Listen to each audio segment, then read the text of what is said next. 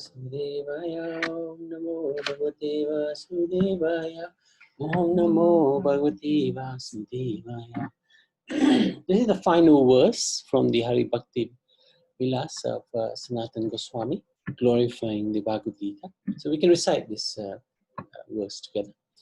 Dhammam chatam chakamam cha moksham cha pita sada Shrotarya Prathan Nivacha Gita Krishna Mukhotkata Yonara Pathetam Nityam Gita Shastram Dine Dine Vimukta Sarva Papebhyo Yati Vishnu Param Padam. Those who desire religiosity, economic development, sense-gratification or liberation should always hear, study and sing the Bhagavad Gita, which is emanated from the mouth of Lord Krishna. The person who constantly reads the Bhagavad Gita day after day gets liberated from all sins and attains Lord Vishnu's abode. So, we've been very fortunate that we have recently been reading Bhagavad Gita every day, but it shouldn't be a recent occurrence. We should pick up Bhagavad Gita every single day, even whilst we're not engaged in studying Bhagavad Gita.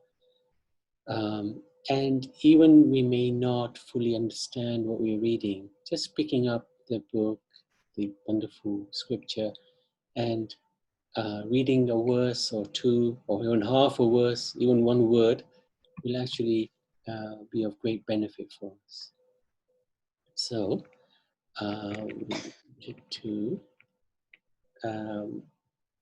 where in terms of summary of the chapter, we discussed yesterday two aspects, two themes. One being that this is the most confidential part of the Bhagavad Gita, actually. 9th chapter is called the most confidential knowledge. And Lord Krishna gives a lot of information about various aspects. One, he's saying to Arjuna that I'm revealing this information to you because you're not envious of me. And those who don't have any faith in me, they will never make progress on this path. So the lesson to learn from that was that we need to develop very deep, strong faith in the words of Lord Krishna. And the second aspect of the Bhagavad Gita was that he is totally inconceivable to understand. I think one comment he made was, I am in all beings, but all beings are in me, but I'm not in all beings. Very difficult to understand. It's inconceivable. And the lesson that we took from that was that this concept which was revealed to us by Lord Chaitanya Mahaprabhu, Achintya Bhede Bhede Tattva, as the Lord is one and at the same time inconceivable. So we, for example, are part and parcel of God because we are spirit souls and He's the supreme spirit soul. So in that case, in that situation, we are one with the Lord, but we are also separate and different from the Lord because the Lord is always the supreme Lord. He's the source of everything. And we are part and parcel of Him, His servants, His subordinates. So this philosophy is Achintya, inconceivable, Bhede Bhede, one and difference at the same time. And Tattva means truth. So those are the two themes we've gone through. Another two themes to cover. And we can read from text 11 through to text 22. And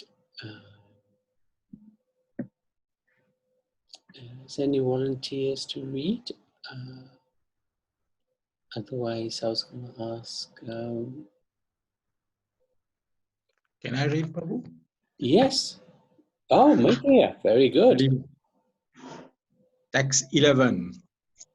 Fools deride me when I descend in the human form. They do not know my transcendental nature as the Supreme Lord of all that be. Text 12. Those who are just bewildered or attracted by demoniac and atheistic views, in that deluded condition, their hopes for liberation, their fructive activities and their culture of knowledge are all defeated. Text 13. O son of Prita, those who are not deluded, the great soul, are under the protection of the divine nature.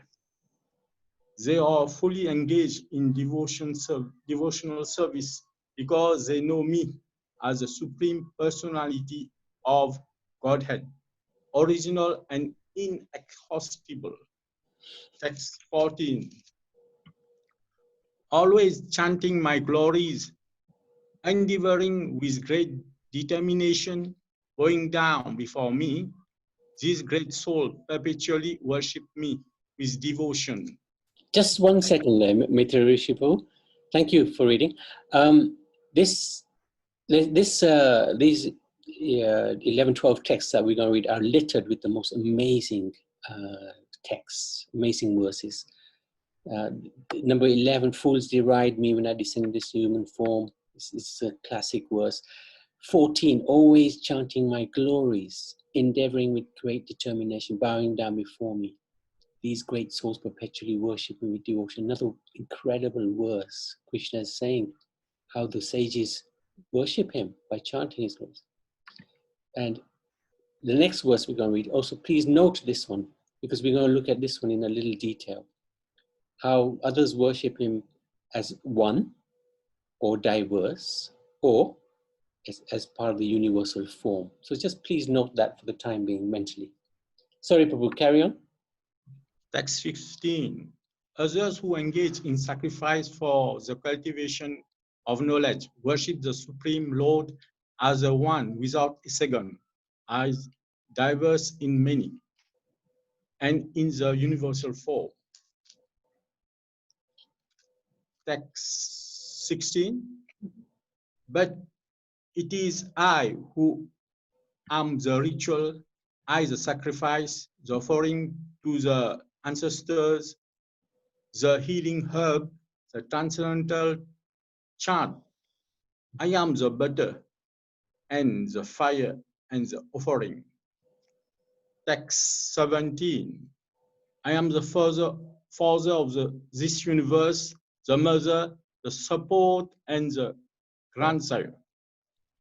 I am the object of knowledge, the purifier, and the sealable Om. I am also the Rig, the Sam, and the Yajur Vedas.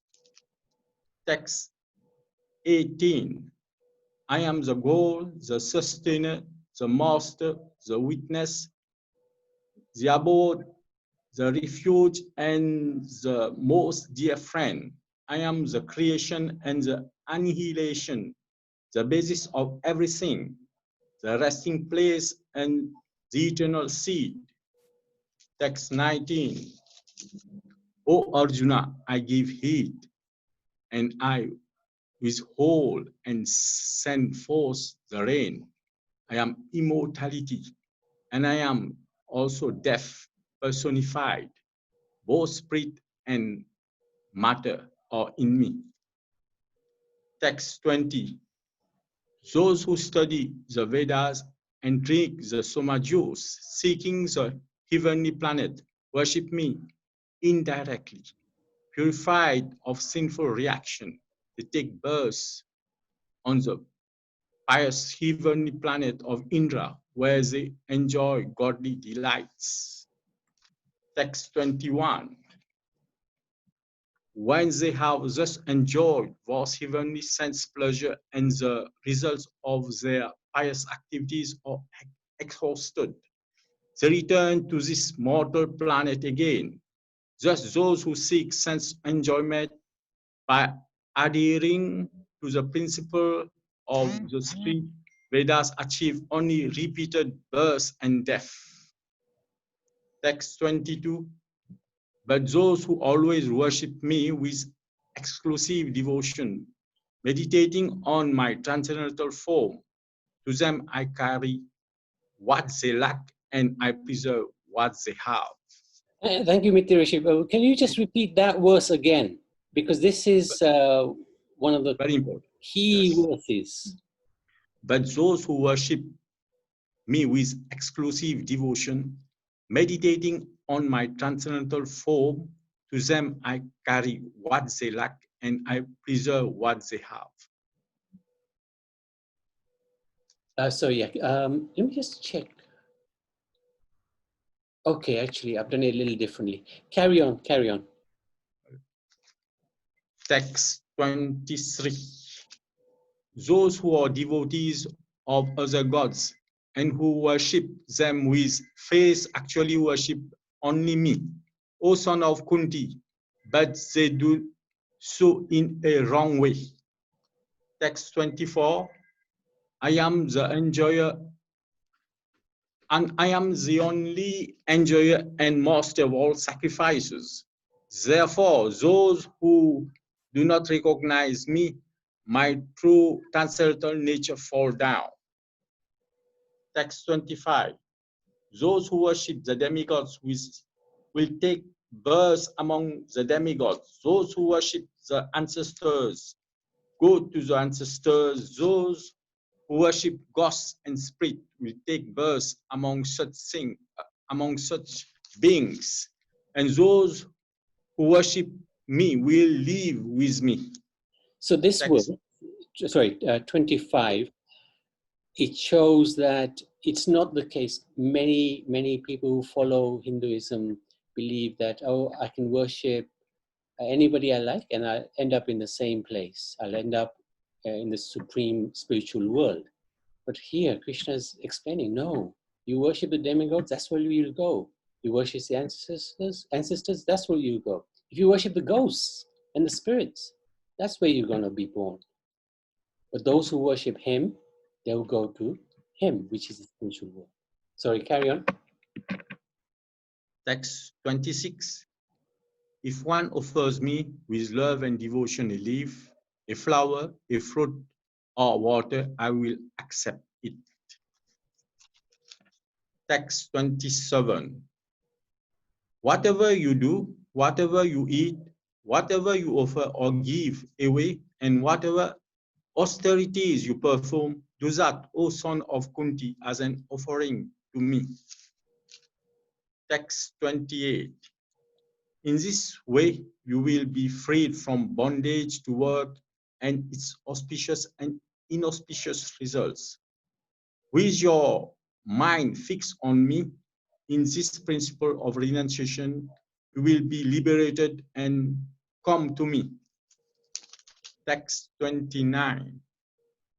I envy no one, nor am I partial to anyone. I am equal to all, but whoever renders service unto me in devotion is a friend. Thank He you. is in me, and I am also a friend to him. Thank you. Sorry about that. Very good. Okay. Thank you very much for reading that. That was very nicely read, actually. You read it with some dedication. Thank you very I'm much. just trying. With love and devotion. Hari Love Bol. and devotion, that's the word I was That looking was very nicely said. Thank you. for. Thank you, Kamachi. Yeah, Maitri Rishi, very nice. Now, there are so many glorious verses in this. We could spend probably, the rest of the year just on all these verses. And this is why this is regarded to be such an important chapter. Each verse, there's so much that Krishna is saying. Even one word is, you could write a book on one word. So much is here. But we're going to summarize it so that we get an overview and a very befitting lesson, which Madhusudana already gave a hint a couple of days ago of this one. Now, the summary of these verses, even after Krishna explains his opulences and qualities of his personal form, there are many who misunderstand him. Krishna comes in a human-like form, but actually it's not that he's looks like us. We look like him. It's the other way around. We are made in his image. He's not made in our image. Just like we explained before, we are not humans having a spiritual experience. We are spiritual beings having a human experience.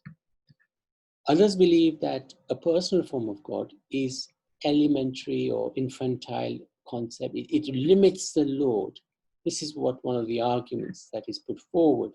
Oh, you're putting a personal form of God, you're limiting him. No, why should we limit him? He's unlimited. Even he does have a personal form, but that personal form is unlimited. Others believe that God manifests in many forms, represented by many demigods, each of whom are worthy of worship. And that was the text 15, which I was asking you to just mentally note. Others cannot perceive of anything beyond this universe, and therefore they consider the cosmos, the universal form, to be the supreme object of worship. So these are the three types of indirect worshippers. Krishna says that ultimately they're all worshipping him, but in an indirect way. And because it's indirect, they won't get the full benefit. So you have those who worship themselves as one with the Supreme. They worship themselves as God, basically. They think they become God. And at least they do recognize that they are different from their material body. So there's something good about that. But because they are under the notion that they can become God, that is actually abominable. It's not good at all. Then we have those who worship many of demigods, thinking that the demigods are non-different from the Supreme Lord himself. But as we saw in that verse, the worshippers of the demigods go to the demigods. They don't go to the Supreme Lord, to the spiritual world. And then we have those who worship the universal form of the Lord, because they can't envisage Lord being anything else apart from the cosmic. So these three kinds of worshippers, they worship Krishna indirectly without knowing that it is only Krishna whom they are worshipping. So there's others who claim that all paths lead to the same destination. Krishna highlights that he awards different results to a person's worship based on their motivation and understanding. But Krishna also explains the benefit, and he establishes the worship of his own personal form as the highest. And that's the lesson. Absolutely, that's the lesson from this theme, that we should worship the personal form, the three bending, two-handed form of Krishna, holding the flute, exclusively, without a second. Devotees may have inclinations to other forms of the Lord. No problem with that. Lord Ramachandra, Lord Vishnu, Lord Nrsimhadev. I'd like to welcome back Roma, who's a great fan of Lord Nrsimhadev. Absolutely no problem with that. But it should be the personal form of the Lord. And the personal form of Krishna includes everybody. Includes Ramachandra, includes Krishna. Sorry, includes Nrsimha, includes Ramachandra. And we can worship him according to our capacity. This is the beauty of the Lord. He's saying in 26th text of this chapter, Patram Pushpam Paramtaya. If one offers me with love and devotion a flower, fruit, water, or leaf, then I will accept it. He's not demanding gold. He's not demanding motor cars and all sorts of austerities and tapasyas. Chapan Bhog, he's not demanding Chapan Bhog. We might demand it, but he's not. So he's allowing us to worship him according to our capacity. And we will be able to see him face to face and have a loving personal relationship with him.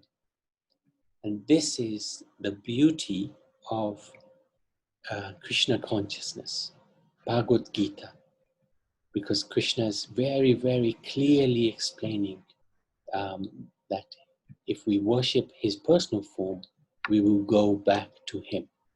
That's very, very nice. Very, very important. So that's the lesson from this theme. Madhusudan Babu, would you like to add to that, please? Well, yeah, these are really, really deep and direct verses which Krishna actually reveals, and that's why it's like the most confidential knowledge. But someone who is endeavoring to understand Krishna, Krishna says, I give them the intelligence start to understand Him, and we can have this personal relationship. And the key word there, like you mentioned some of the most important aspects here. When Krishna says, I envy no one, and I'm impartial to everyone. And that's how we when we are envious of anyone, we can never glorify them, could we? If even amongst our friends and family and something, if we're envious, you can never speak good about anybody. So Krishna is saying to Arjuna that I'm revealing this knowledge to you because you are not envious of me. You are not. You are my friend, and you are my devotee. So I can reveal to you my intimate and what you should be doing. And Krishna is not demanding a lot as well, So when on a day like this, particularly Ekadashi, it's so crucial when we read that story. And if offering a tulsi leaf would be the most beneficial to the person offering, because tulsi leaf is, very dear to Krishna.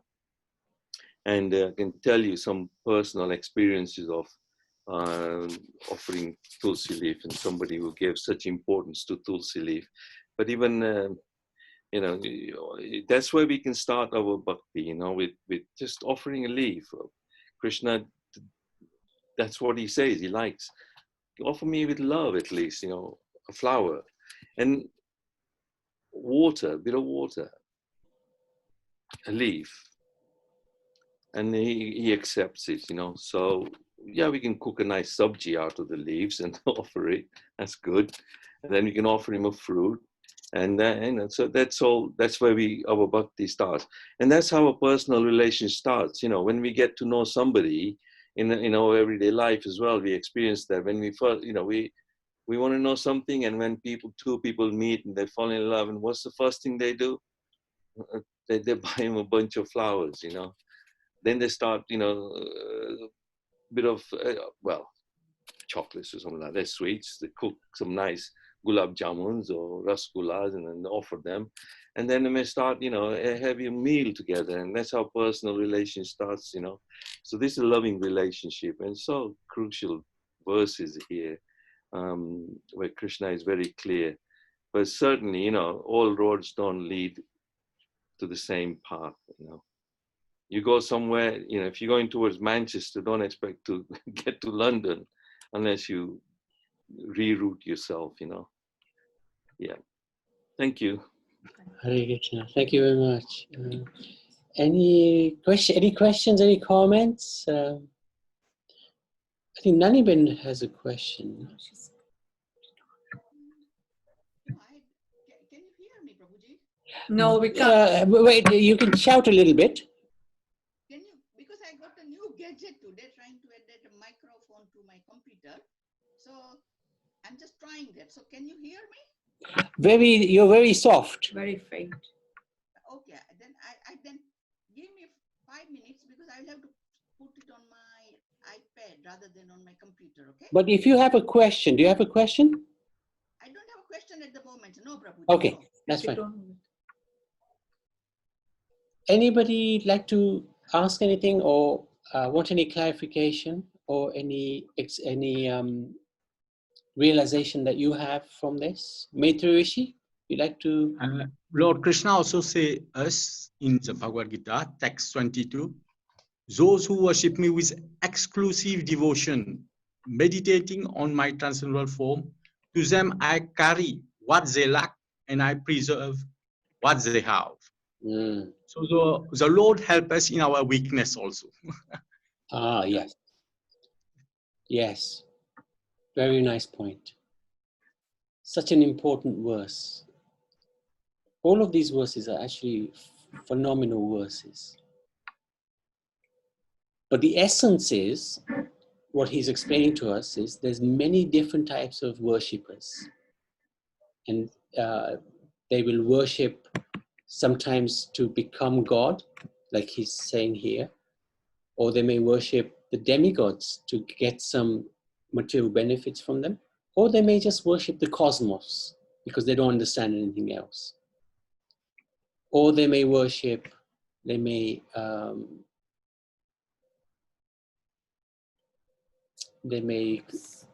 yeah, that's right, worship the ghosts or the spirits. And ultimately, they'll all go to their different destinations.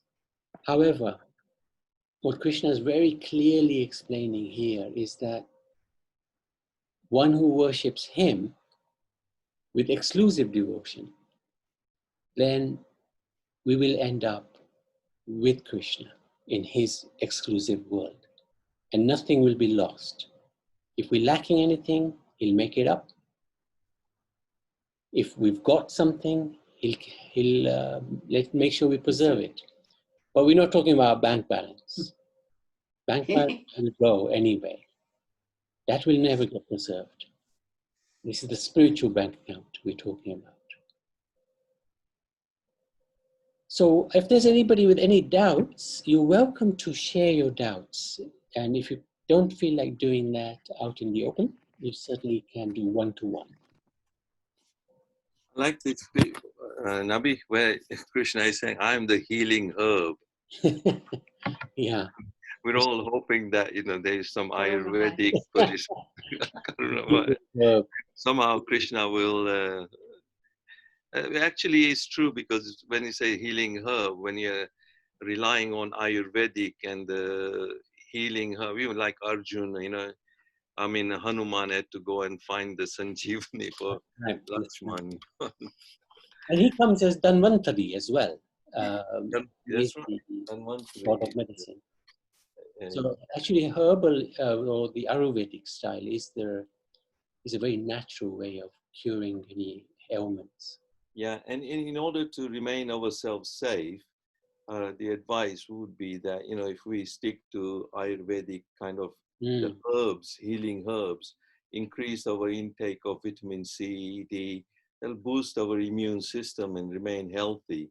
And there are viruses are always around, they'll come and go, and many will come in the future, who knows? But this is what, if we rely on Krishna, and Krishna says, I'm the healing herb, and if we remain to a good, healthy, vegetarian kind of diet, eating nice herby diet, and herbivores, as they say. So, actually, there's a lot of sound coming from your side, Madhusundar. is it? Oh, okay, sorry. Yeah. So yeah, as Krishna says, I'm the healing herb, so if we remain herbivores as well, and rely on herby diets and vitamin C, D, all those increase, then we'll remain healthy as well in this corona crisis, hopefully. Okay, Haribol. That's a good point, yeah. Anybody else would like to share anything? Hare Krishna. Hare Krishna. I just wanted to clarify the relationship between Krishna and Vishnu. Like, is Vishnu a personal form of Krishna, or how does that work? So I just wanted to clarify. Brilliant question, because Naniben had a similar sort of question, actually. This is interesting aspect of Sanatana Dharma. There's one God, but he can expand himself as much as he wants. And according to the Gaudiya Vaishnavas, and the Brahma Samhita is one of the main scriptures that we refer to, Krishna is the original form of God. Krishna is the original form of God. And from him can come many avatars and expansions who are as powerful as the original form. They're called Vishnu Tattvas. So Vishnu is one of those forms. who comes from Krishna, but he has not 2 hands, but he has 4 hands. He comes and exhibits opulence, whereas Krishna, he actually hides his opulence. He comes in 2-handed form, he wears very simple clothes, he eats very simple foods, he lives in Vrindavan, which is not necessarily full of palaces. He tends the cows. He has a completely different mood and personality to Vishnu. Vishnu is like the God in the office. Krishna is like the God at home. Very personable. Vishnu is very formal relationship with his devotees. You can't go and tell a joke to Vishnu. You definitely can't hug him. You definitely can't jump on his back and tell him, carry me. But with Krishna, you could do all of those things. And if you didn't, he'd probably give you a slap. Because that was his relationship, his mood with his devotees. So one and the same person, just with a different mood, different form, different relationship with his devotees. Yes, and Krishna has more qualities than Vishnu, but they are identical. They're one and the same, but just different moods. Did you want to ask something more? No, thanks. That helped. Does that make sense, Santana? Yeah, it makes sense. It's a difficult concept to understand because this is very alien to us as, like in our capacity as human beings. But we've studied this a great deal. We had actually 10 seminars just on this one particular point. And it's really fascinating, really fascinating subject.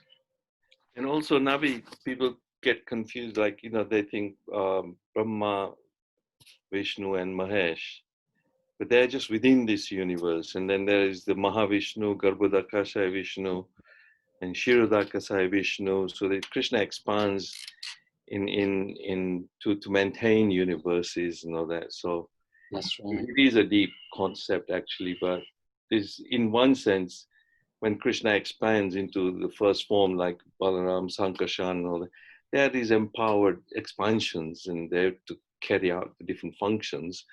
And yet we approach Vishnu, Krishna, is not non-different in some ways.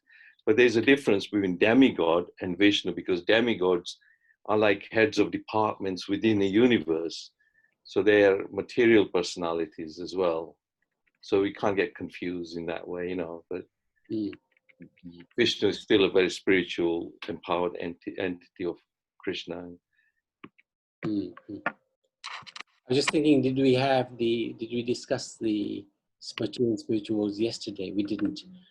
Yeah, it was the day before. Never mind. I was just going to show you where the different forms of the Lord reside, and just to give you a little flavor of the vastness. The spiritual sky is far, far bigger than this material world that we live in. The spiritual sky is unlimited, and a small portion of it is our world. And even within our world, there's millions and millions of universes. We're in the smallest one. So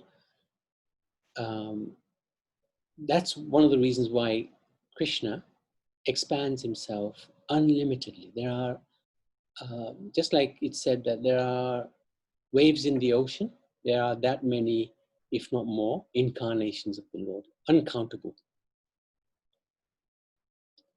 Even in one day of Brahma, for example, there are uncountable Manus who are all regarded as, or Manvantaras, who are regarded as incarnations of the Lord. 72, is it Manvantaras in one day of Vishnu? can't remember now exact figures, but it's such a lot of manvantaras. Anyway, Sanjana, one day we'll have a brief look at the incarnation, so it'll give you an idea of where Krishna stands next to Vishnu. That would be really helpful. Thank you. It'll blow your mind, believe me. I'm sure. Everyone, Hare Krishna. Yes. it's the thought of Krishna being omnipotent. He can be Krishna wherever he wants to be, and Vishnu wherever he wants to be. So Yes. moods are different. Yes. Thank you. Prabhuji, Yes. Vishnu, once Guru Maharaj was speaking, he says, Vishnu is God. The original form of Vishnu is Krishna. That's all. Yes. Yeah. That's right. That's right. The original. Prabhuji, Yes, Naniben. sometimes in the verses it mentions Vishnu and sometimes it mentions Krishna. I'm reading Krishna book at the moment, and that's where the confusion rose. Yes, yes. In the Bhagavad Gita, actually, there's only 2 references to Vishnu. Once Krishna says, of the Adityas, I am Vishnu. That means that the Aditi is the mother of the demigods, and she's also the mother of Vamandev. So he's explaining that of all of them, I am, of all the Adityas, the sons of Aditi, I am Vishnu, Vamandev. And the second time Vishnu is explained in the Bhagavad Gita is when Arjuna is seeing the universal form, and then Krishna transforms himself into the 400 form, and he says, Arjuna prays to him, oh Vishnu. So it's only twice is mentioned. In the Krishna book, Prabhupada sometimes uses Krishna and Vishnu interchangeably, sometimes. Yes. But actually, the ultimate, the original form of the Lord is Krishna himself, from whom Vishnu is one of his expansions. Yeah. That's stated in the Srimad Bhagavatam, the Brahma Samhita, many scriptures. That's been explained in a lot of detail. And Naniben, you missed them, but we did about 10 seminars just from this one point. Yeah, when was this? A few months ago. Was it in UK? Yeah, while we were here, yeah. Okay. Very interesting. We'll do a summary seminar on that, because definitely for Sanjana we will do something.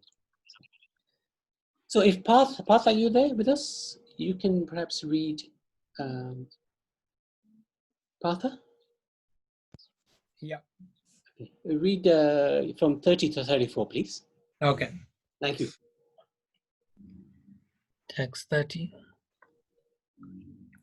Even if one commits the most abominable action, if he is engaged in devotional service, he is to be considered saintly, because he is properly situated in his determination. He quickly becomes righteous and attains lasting peace. O son of Kunti, declare it boldly that my devotee never perishes. O son of Pritha, those who take shelter in me, though they may be of lower birth, women, Vaishyas, merchants, and Shudras, workers, can attain the supreme destination. How much more this is so of the righteous Brahmins, the devotees, and the saintly kings. Therefore, having come to this temporary miserable world, engage in loving service unto me. Engage your mind always in thinking of me, become my devotee, offer obeisances to me, and worship me. Being completely absorbed in me, surely you will come to me. Right. That's the end of chapter 9, Bhagavad Gita, chapter 9, Ki Raj Vidya Guhya Yoga. So, you'll notice the last verse. Engage your mind always in thinking of me, become my devotee, offer obeisances to me, worship me, become being completely absorbed in me, surely you will come to me. This is the cream de la cream. This is the essence of the Bhagavad Gita. It's right bang in the middle of the Bhagavad Gita, 9th chapter, last verse. It's protected by the whole Gita. And this verse is spoken not once, but twice. He speaks the same, similar, very similar verse. Very similar. In the last line is a little different. And Manmana Bhava Mad Bhakto. Mad Bhakto, Madhyaji Mam Namaskuru. That's it, that's it. Mame Vaishyati. Yeah. Nittamayam. Yeah. Atmat Varyala. So this verse, he speaks again right at the end of the Bhagavad Gita, stressing its importance. It's fundamental. And we've sort of covered this verse in the theme that we did previously. So the theme for this chapter is going to be a little bit different. But just wanted to emphasize that 934 verse is such an important verse. Worship Krishna directly as he advises himself. Engage our mind in always thinking of him. Become his devotee. Offer obeisances to him. Worship him. Such an important verse. And look at him. He's so simple. He's got such a simple lifestyle because he wants to be easily accessible for us. He's very easily accessible. Vishnu, you would need to go through 100,000 servants before you can even enter the palace, and you certainly wouldn't be able to look him in the eye. But with Krishna, you can do almost anything. So extraordinary. But what we wanted to talk about was this aspect of Krishna, the merciful kindness of Krishna, the forgiving nature. His relationship with the Lord, with the devotees, is extraordinary. Look at what he's saying. Even if one commits the most crazy act, sinful act, if he is engaged in bhakti, he is to be considered saintly because he is properly situated in his determination.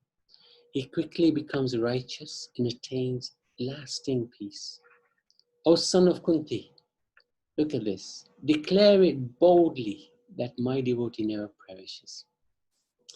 He asks Arjun to say this to everybody because he knows, Krishna knows that his own word somebody may not accept because Krishna is a little bit, he says one thing and he means something totally different. This is his style. Very true. Very. But he always upholds the words of his devotees. And that's why he's saying to Arjun, you tell everybody, my devotee never perishes. Because he, Krishna, will always keep the word of his devotee. So it's fundamental. And this forgiving nature is what I wanted to focus on. So even if a devotee commits a horrible act, he's considered to be saintly.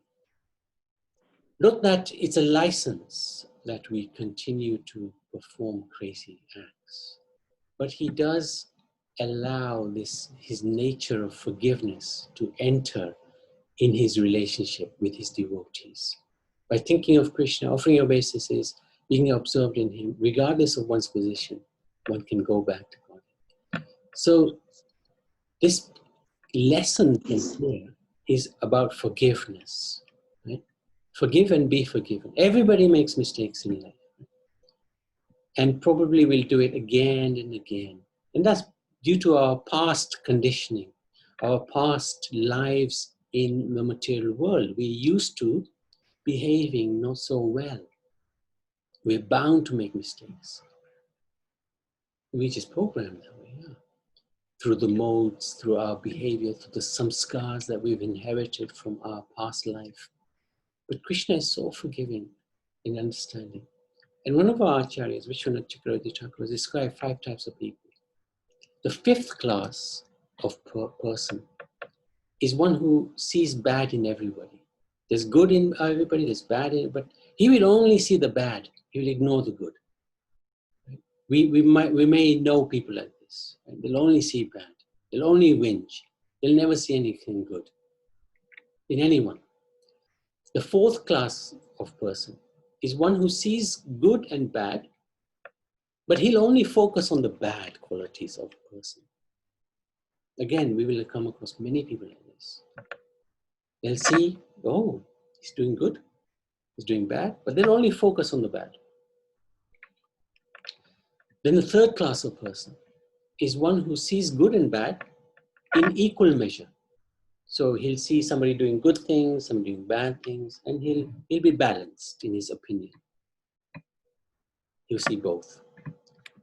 The second class type of person is one who sees good and bad, but he'll only focus on the good. He'll see the bad qualities of somebody, but he'll ignore them. Simply he'll focus on the good. But the first class person, he'll only see good. He won't even see bad in anyone. And the first class can only be Krishna and the Guru. I know in my own personal case, I had this very experience, I experienced this very situation with my Guru. He only saw good. He ignored the bad. He didn't see the bad at all. He just saw the good.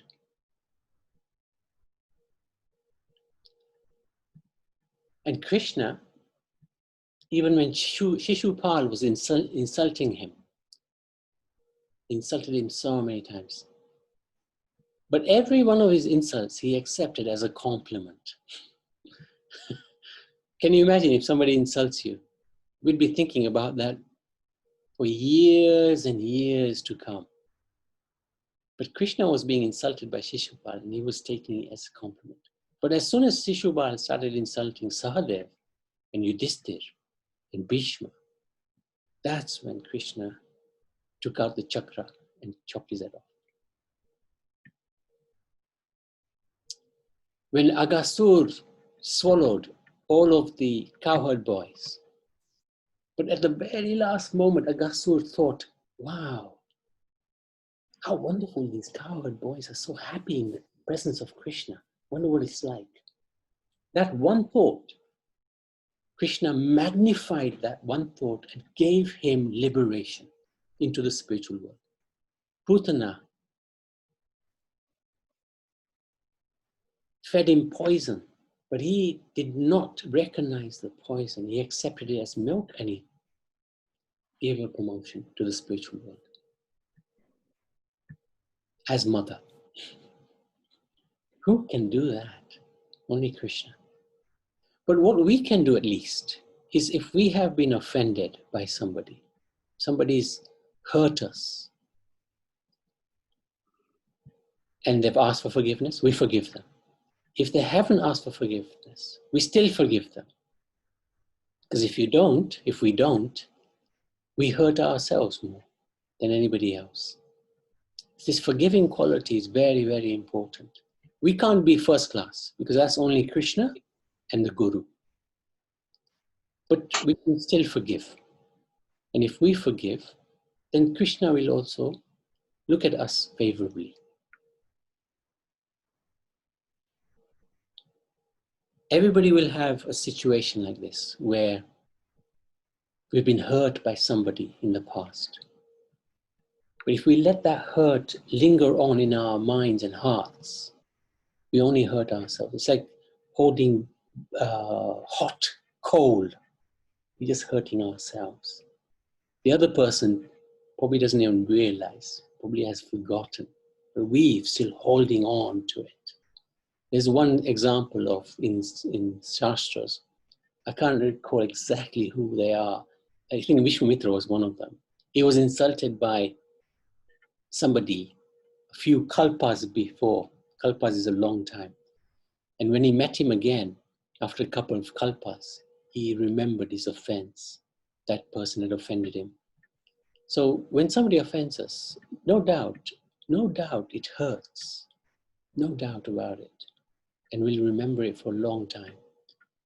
But the only person who gets hurt from this is us remembering it and holding it against that other person.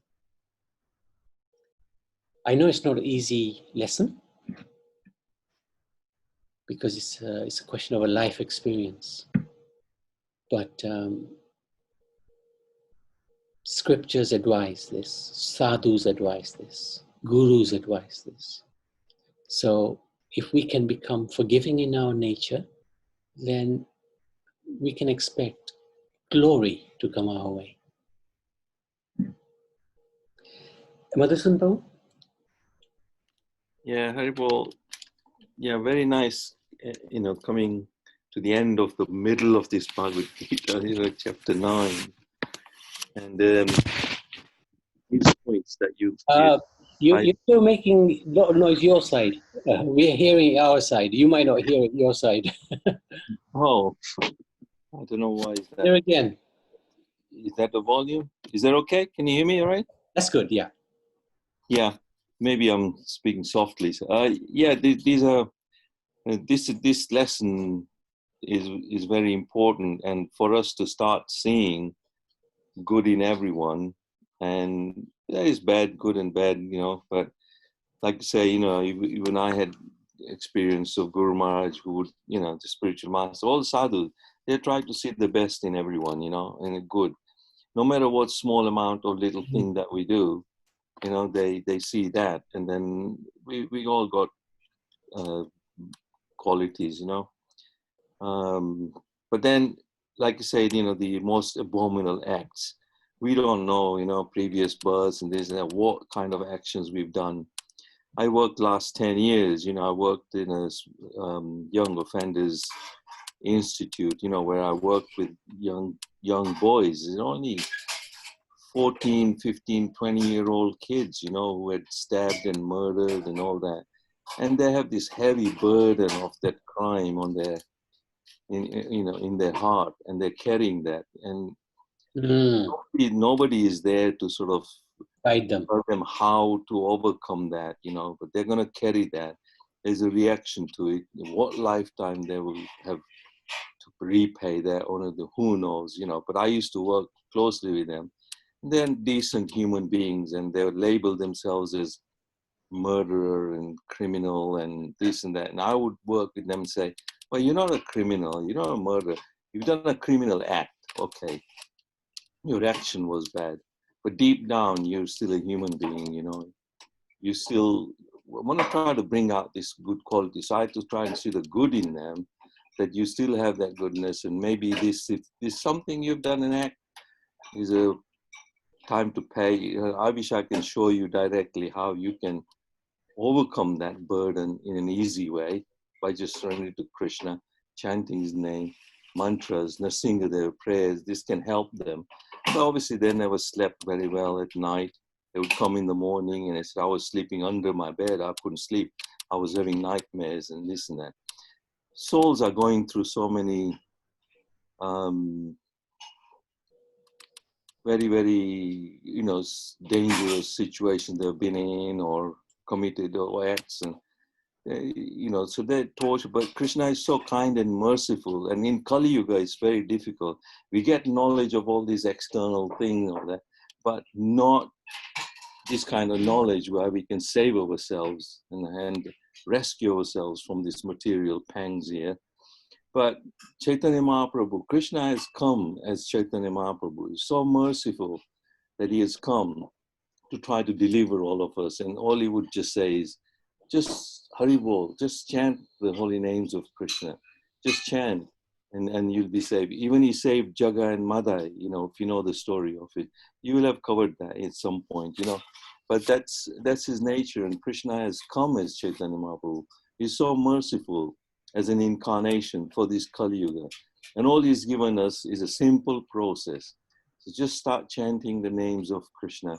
Hare Krishna, Krishna Krishna, Hare Hare, Hare Ram, Ram Ram, Hare. These are the mantras that will save you from most dangerous situations. So we are fortunate that we are in this platform discussing this, trying to understand more, understand the personality of Krishna through this Bhagavad Gita and the lessons, and we just continue like that, and hopefully everybody benefits,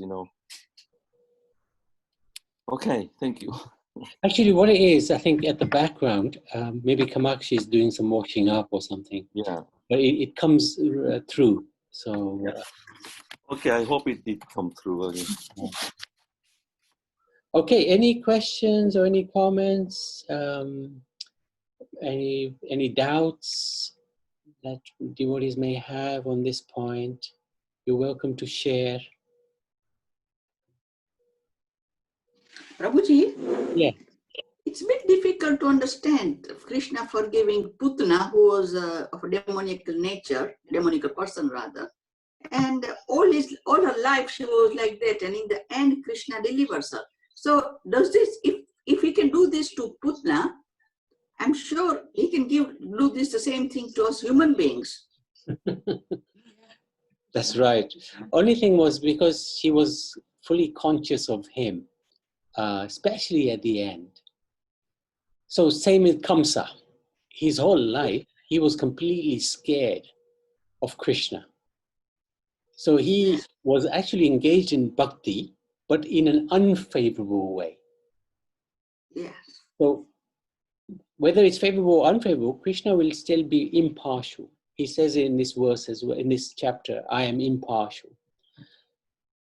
Of course, it's not good to think about Krishna in an unfavorable way, because we don't want to think of our beloved Lord in an unfavorable way. But even if one did, Krishna will regard that still as devotional service, because we're still thinking about Krishna, even if it's unfavorable. So he's impartial. This is his quality. He's neutral. If you're thinking about him, whether it's good or bad, he'll still give you a spiritual reward because you're thinking of him. Of course, if you're thinking of him in a favorable way, you then take on a position, a service in the spiritual world in the same capacity. So, of course, Putana was an exception in one sense, because she was in her previous life the sister of Bali's sister, Bali. That's right. So she had a desire to feed him milk because she had this loving motherly nature towards him. But then she saw what he was doing to Bali Maharaj, and she became antagonistic. And she said, I'd like to poison him. So Krishna fulfilled that desire. But her consciousness was very favorable at one point. At the end, of course, as Putana, he still accepted her service regardless of her consciousness, regardless of her way of thinking. And this just shows his merciful nature. That's his merciful nature. So what to speak of those who are serving him in a favorable way? Yeah. He will always take care of his own. But anybody can become his own. This is the problem. This is the point. He's neutral. He says, I favor my devotees, but anybody can become his devotee. That's why he's neutral. He's impartial. Even Agasur, right at the last moment, he thought favorably about Krishna. He got liberated. But yet in one of the Gita verses, I don't remember, Krishna says something in the end, that Sa Mahatma Su Durlabha. Sa Mahatma Su Durlabha. So thousands may be trying to reach him, but it's only one, or very rarely one can reach him. Yeah, because he leaves it to us whether we want to come close to him. He gives us the option. Vasudeva, Bahunam Janmanam Ante. Bahunam Janmanam Ante, yes. Right, Jnanam Bhavadante. Vasudeva Savamiti, Sa Mahatma Sadulabha. He says that, after many, many births, one may come to me. But it can be within this very birth. He leaves it to us. It's our choice. If we want to go away from him, he'll allow us. He won't force us to love him. Because if he forces us, that's not love. That's just slavery.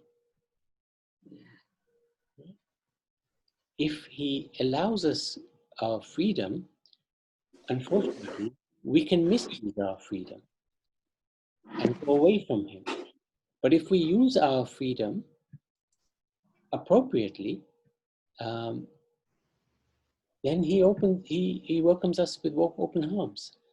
If we walk away from him, he'll allow us to do that as well. It's up to us.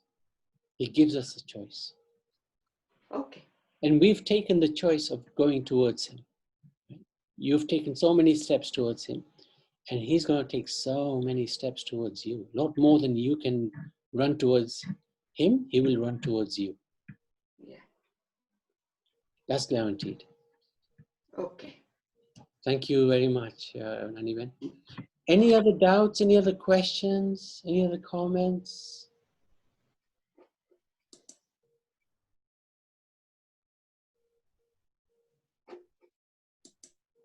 Okay, if devotees are happy, then we can chant to Lord Nrsimhadev for his sweet protection. And Karuna Bandhar.